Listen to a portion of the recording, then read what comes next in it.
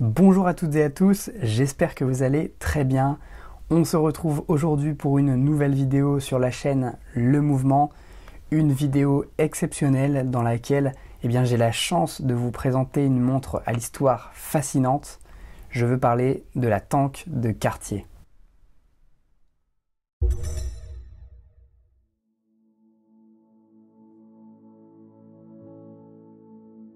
Le premier modèle est dessiné par Louis Cartier en 1917.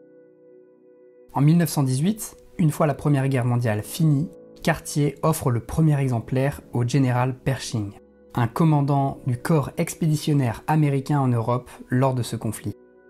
Puis la montre est commercialisée à partir de 1919, rencontrant le succès et étant rapidement commercialisée outre-Atlantique. Tout comme la Cartier Santos créée en 1904, il s'agit d'une montre-bracelet carrée. Sa forme avec les brancards, dans le prolongement du boîtier, le rapproche de l'aspect d'un char d'assaut de l'époque, en particulier du char Renault FT vu du dessus. Les brancards représenteraient les chenilles et le cadran l'habitacle. Malgré cette inspiration militaire, la montre est fine et légère. Elle est destinée aussi bien à un public masculin que féminin. Au fil du temps, la gamme s'enrichit de plusieurs modèles et va devenir l'une des montres les plus reconnaissables et les plus mythiques de l'horlogerie.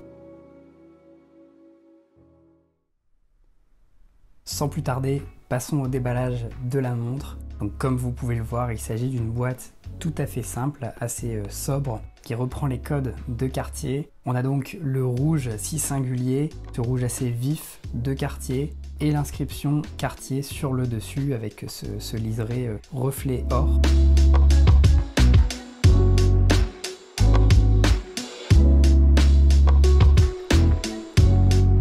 Donc quand on ouvre cette surboîte, on tombe sur une seconde boîte, la boîte principale de la montre.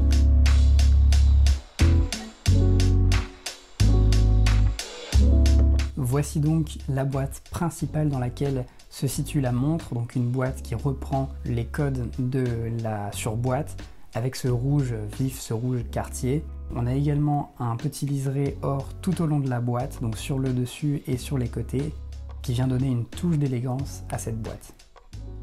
Voilà, donc une boîte tout à fait sobre sur laquelle on n'a pas de logo Cartier cette fois-ci, et on a donc ce petit bouton, cette petite pression au milieu de la boîte sur le côté qui permet en l'actionnant d'ouvrir la boîte.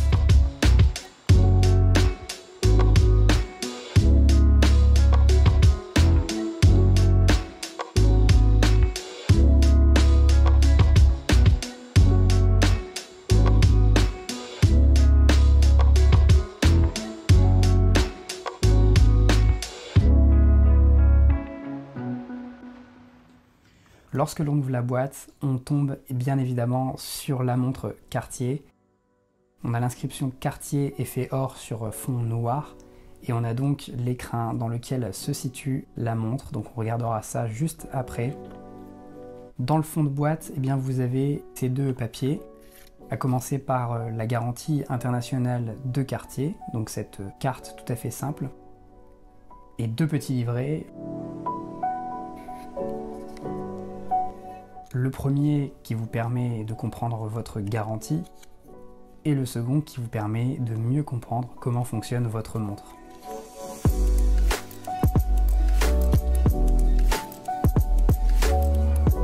Dans l'autre compartiment du fond de la boîte, vous avez des mailles supplémentaires pour régler la montre.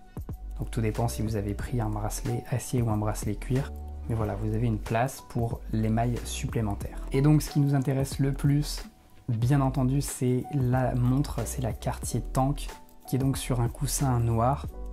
Il s'agit de la montre Tank Must petit modèle, avec mouvement à quartz d'autonomie annoncée d'environ 8 ans selon la maison horlogère. On a donc une boîte de 29,5 mm pour 22 mm et pour une épaisseur de 6,6 mm. En plus de ce petit modèle, vous avez le choix entre deux autres tailles, donc la montre en grand modèle qui est en 33,7 mm par 25,5 mm pour une épaisseur de 6,6 et vous avez la montre Tank dit modèle XL Donc c'est un modèle en 41 x 31 mm pour une épaisseur de 8,4 mm.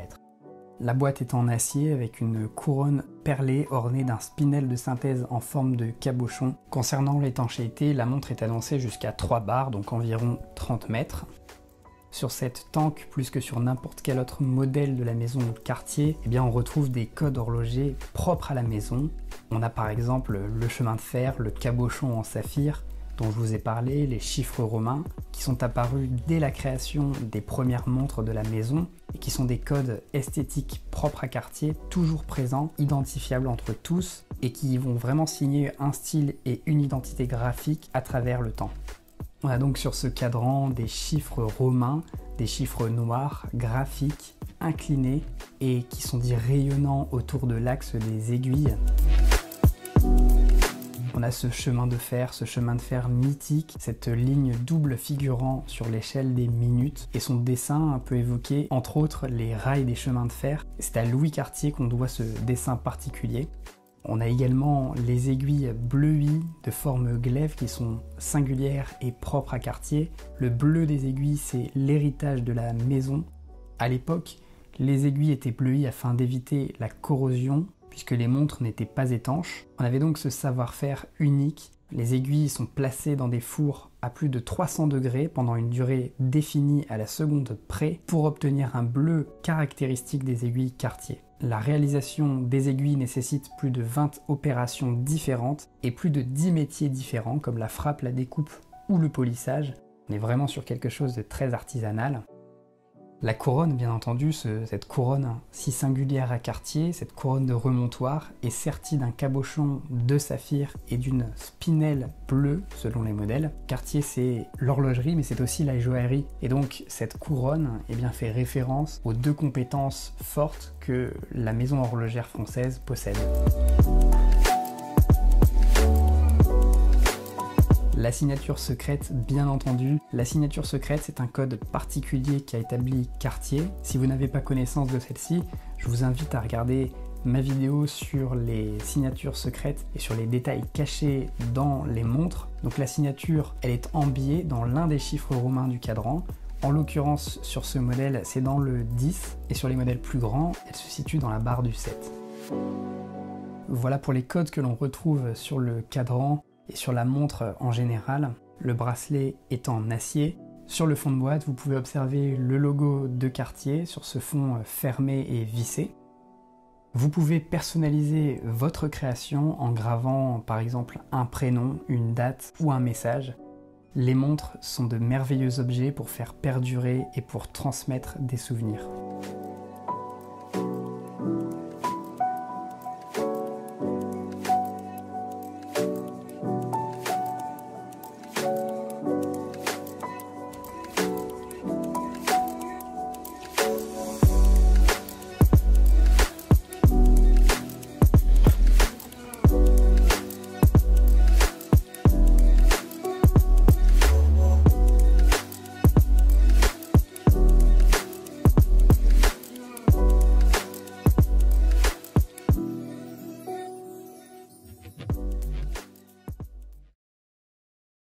Voilà pour la présentation de ce modèle. Vous l'avez vu, il y a des codes très singuliers, très propres à Cartier qui font aujourd'hui la réputation, toute l'histoire, toute la force de ce modèle tank qui a traversé les époques, qui a traversé les générations. C'est un modèle historique, c'est un modèle à succès de la maison horlogère française et un modèle aujourd'hui que j'ai la chance d'avoir entre les mains.